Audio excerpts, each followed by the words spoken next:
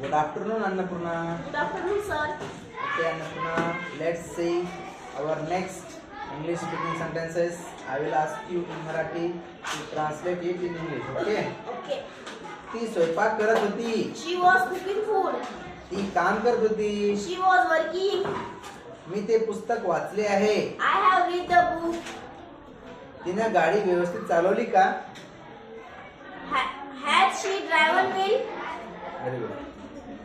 आमचे कुटुंब खूप उदारमतवादी आहे. Our family is liberal. Our family is very liberal. What? Repeat. परत एकदा सांग.